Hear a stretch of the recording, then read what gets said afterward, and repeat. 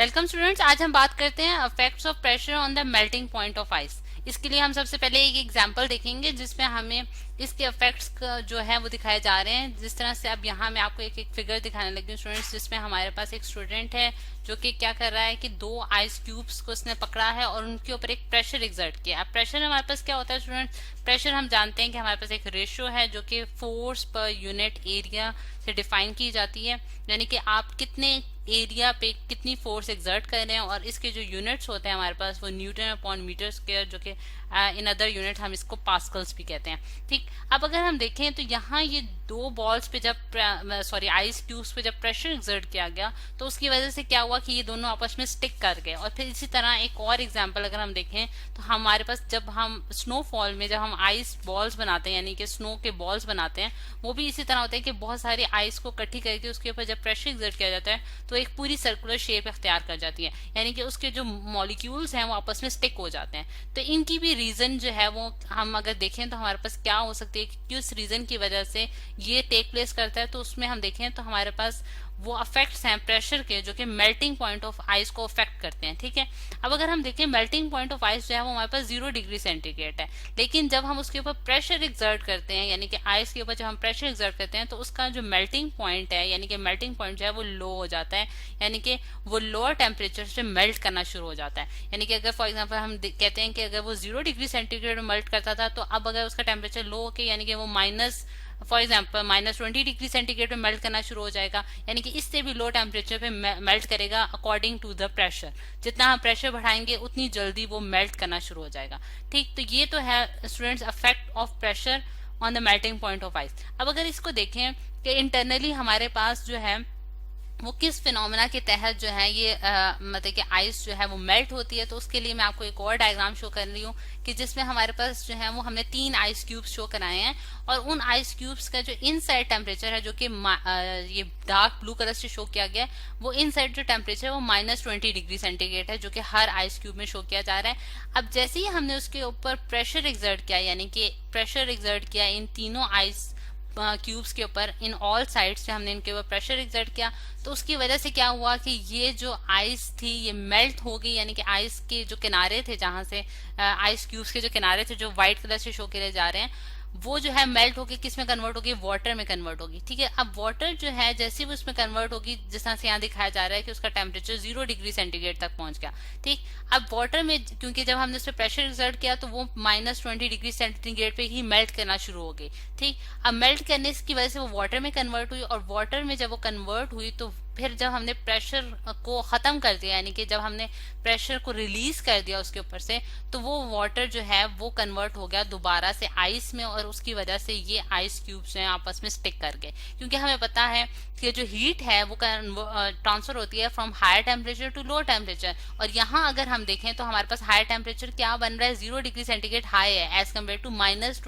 -20 degree centigrade से, मतलब कि 0 डिग्री सेंटीग्रेड हाई टेम्परेचर होगा और -20 डिग्री सेंटीग्रेड लो टेम्परेचर होगा, तो मतलब कि जो पानी है वो स्टिक होना शुरू हो जाएगा आइस क्यूब्स के साथ। और उसकी वजह से वो स्टिक होने की वजह से क्योंकि हमें पता है हीट ट्रांसफर होती है फ्रॉम हायर टू लो, तो इस वजह से ये वाटर जो है ये स्टिक होगा आइस की तरफ और उसकी वजह से ये तीनों आइस क्यूब्स जो है वो आपस में क्या हो जाएंगे? अटैच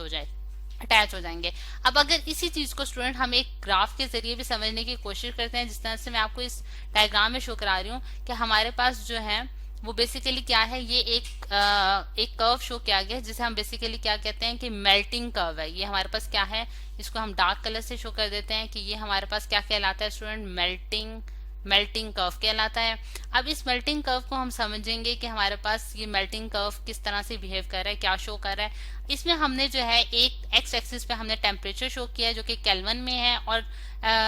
वाई एक्सिस में हमारे पास प्रेशर है जो कि मेगा पास्कल्स में शो किया गया है। अब अगर हम देखें तो यहाँ केल्विन में जो है टेम्परेचर शो किया गया। अगर मैं आपको आपकी ईज के लिए इसको डिग्री सेंटीग्रेड में भी शो करके दिखाती हूँ कि हमारे पास 250 केल्विन जो है वो किसके बराबर होगा? -23 डिग्री सेंटीग्रेड के बराबर होगा। 255 केल्विन जो है वो हमारे पास -18 डिग्री सेंटीग्रेड के बराबर आ गया। और इसमें ये कन्वर्जन मैं किस तरह से कर रही हूँ कि हमें पता है कि 0 डिग्री सेंटीग्रेड जो होता है वो 273 केल्विन के बराबर होता है, तो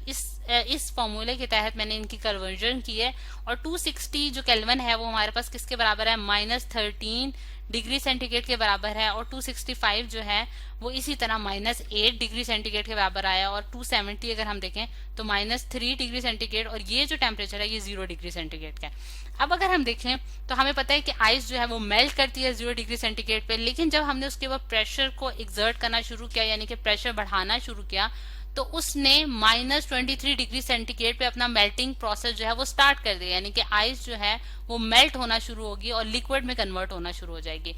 यानी कि पहले वो 0 डिग्री सेंटीग्रेड पे मेल्ट करती थी, लेकिन अब वो जो मेल्ट करना शुरू हो गया वो -23 डिग्री सेंटीग्रेड पे मेल्ट होना शुरू हो गया है, अगर हम उसके ऊपर 200 मेगा पास्कल जो है वो प्रेशर एक्सर्ट करेंगे। तो स्टूडेंट्स ये वो रीजन है जिसकी वजह से हम देखते हैं कि हमारे पास जिस तरह से आइस बॉल्स बना लेते हैं हम लोग, और इस तरह से और डिफरेंट एग्जांपल्स जो हमने देखी हैं पहले भी। अब अगर हम एक और एग्जांपल कंसिडर करते हैं जिसमें हम इसी चीज को शो करेंगे कि अगर हम देखें तो हमारे पास जो आइस के ऊपर स्केटिंग करते हैं वो स्केटर्स जो होते हैं वो क्या करते हैं कि अपने बूट्स के जरिए एक प्रेशर एक्सर्ट करते हैं, ठीक है, और उनके बूट्स के नीचे एक बारीक सा एक बहुत शार्प जो है वो